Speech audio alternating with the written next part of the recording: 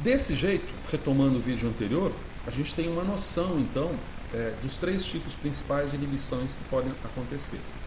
Se eu tenho uma constante de dissociação, uma constante de equilíbrio, de dissociação simples aqui, certo? Que diz respeito à ligação e desligamento, ligação, né? E desligamento do substrato pela enzima, e aí se eu defino uma relação de equilíbrio colocada aqui, ó, tá vendo? Relação de equilíbrio colocada aqui. Eu posso ter a mesma relação de equilíbrio colocada também para os modelos cinéticos. E nesse sentido eu posso atribuir constantes. E essas constantes podem ser constantes de inibição. Porque como são constantes termodinâmicas de equilíbrio, o K é maiúsculo. E a gente coloca um I como sendo uma constante de inibição. Então quando você quer desenvolver um inibidor para uso em biotecnologia, em medicina, clínica, ou mesmo armamentos, mesmo a indústria química, não digo indústria bélica, mas e aí a gente tem que abrir um parênteses até muito grande, como por exemplo, inibidores de acetilcolinesterase. Acetilcolinesterase é uma enzima que quebra acetilcolina. Isso pode ser bom por um lado, pode ser ruim por outro.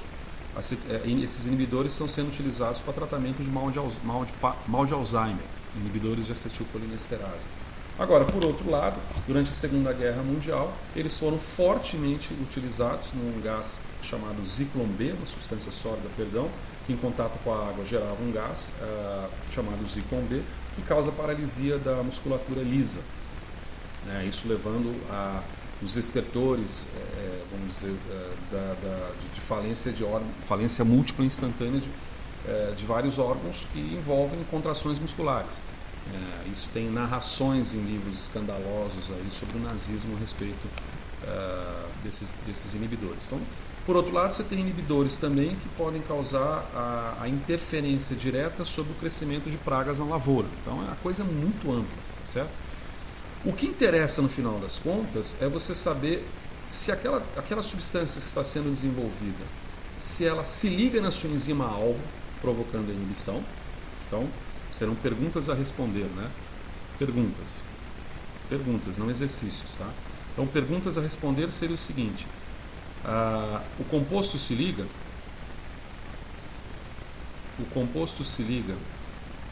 à enzima? Eu vou invadir o espaço. Não vou invadir o espaço. O composto se liga à enzima, porque se ele se ligar à enzima, ele pode vir a causar a inibição dessa enzima, né? Inibindo-a, então já vamos colocar aqui, inibindo-a.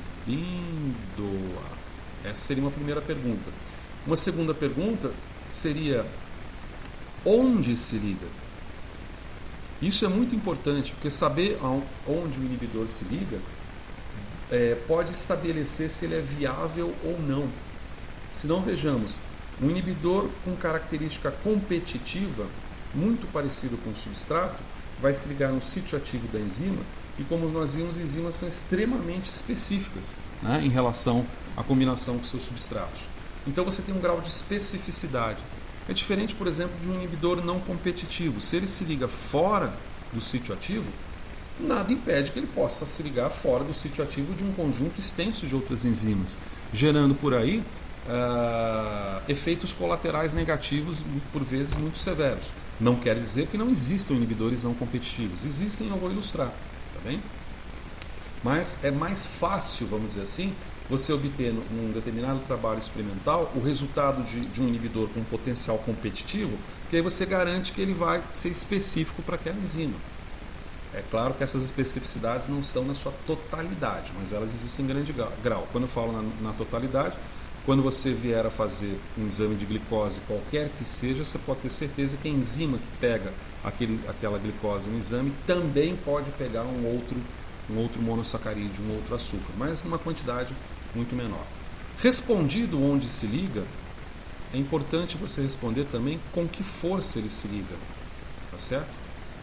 Com que força ele se liga. E essa força é diretamente essa constante de inibição.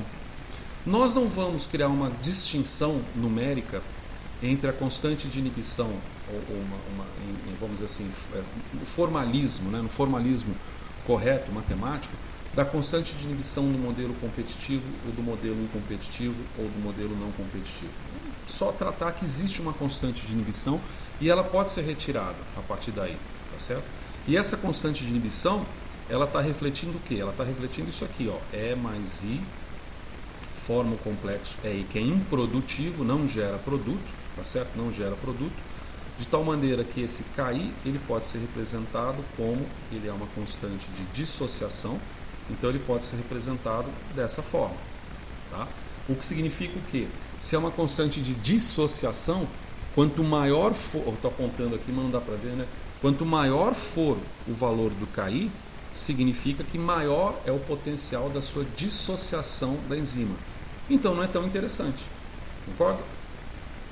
Um bom inibidor, independente dele ser competitivo ou não, um bom inibidor tem que ser um inibidor que interage com a enzima com força suficiente para inibi-la, e essa força tem que ser elevada, então essa força ela é medida pela constante de equilíbrio dele, a constante de dissociação, que é o KI, e por conseguinte, esse KI ele vai ser, quanto menor ele for, significa que maior será o denominador aqui embaixo, né? Quanto menor o valor de KI, maior o valor do denominador, portanto maior a formação do complexo.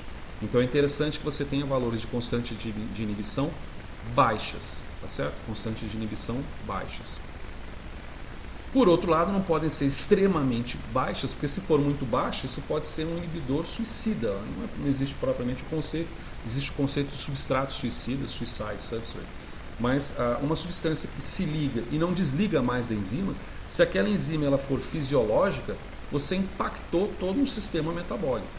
Então veja que interessante, o inibidor ele nem pode ser fraco, como ele também não pode ser muito forte. Normalmente esses inibidores, do ponto de vista sintético, essas constantes de equilíbrio aqui, tem dois domínios. Esses inibidores sintéticos, eles estão numa faixa aproximada de, eu vou colocar aqui, uma faixa aproximada de nanomol, então vou colocar de nanomolar a micromolar. Esses são os sintéticos. Já os naturais, que a gente vai ver em metabolismo, que são aqueles que ocorrem, quando a gente fala muitas vezes em fator antinutricional, às vezes é um inibidor enzimático, fator antinutricional, como por exemplo fatores que a soja contém, ou que o feijão contém, que dão a indisposição gastrointestinal, podem se constituir de inibidores, são naturais, eles já estão mais numa faixa micromolar. Opa, aqui, olha só como é que eu fiz esse milimolar, hein? Aqui, ó, milimolar. Estão numa faixa micromolar para uma faixa milimolar, tá? Então repetindo, aqui ficou meio feio e confuso. Os sintéticos, aqueles que você sintetiza, né, aqueles que se produzem em laboratório, eles estão numa faixa micro, na faixa nano para micro, ou seja, 10 a menos 9 a 10 a menos 6 molar. Né? Ao passo que os inibidores naturais, por serem naturais, vamos dizer, se existe uma outra, eles atuam numa rede de mecanismos que controlam o seu processo de inibição. Essas constantes de inibição, elas acabam se situando mais numa faixa entre o micromolar, ou seja, 10 a menos 6, e o milimolar, 10 a menos 3. Vou colocar aqui, ó, 10 a menos 6, 10 a menos 3 molar. Em que aqui vai ser 10 a menos 9 a 10 a menos 6 molar. Tá? Quer dizer, os naturais são ligeiramente mais fracos. Tá bem? Bom, beleza. Alguns exemplos são interessantes para a gente alocar desses inibidores. Tá bem? Nesse sentido, a gente pode colocar, por exemplo, aqui, ó, tá? Essa apresentaçãozinha está disponível para vocês também, que são exemplos de inibidores enzimáticos. Vamos aumentar um pouquinho para vocês perceberem aqui. Alguns exemplos de inibidores enzimáticos. Então aqui nós temos inibidores de característica competitiva, não competitiva e incompetitiva.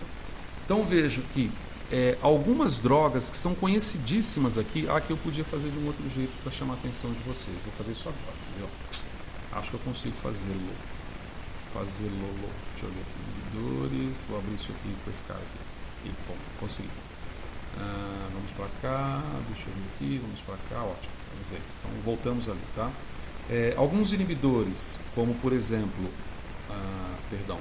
esses daqui, as chamadas estatinas, toda vez que você ouvir essa palavra estatinas, são inibidores de colesterol.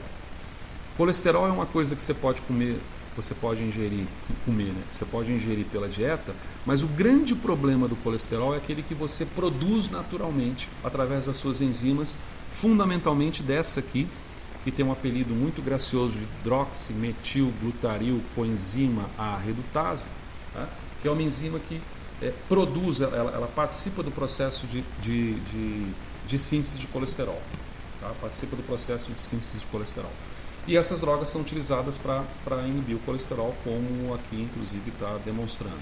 Essas substâncias que terminam em pril, tá? Captopril, lanapril, são enzimas relacionadas são inibidores de pressão, não é inibidores de pressão arterial, são redutores da pressão arterial, tá? São antihipertensivos aqui, ó, hipertensão.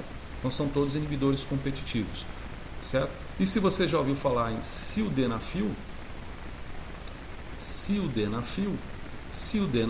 é o Viagra, que muito pouca gente associa como sendo um antihipertensivo. Mas quando ele foi elaborado, se não me engano, ela Pfizer, agora eu estou na dúvida, aqui, ó, Viagra está aqui, ó, Viagra está aqui, ó,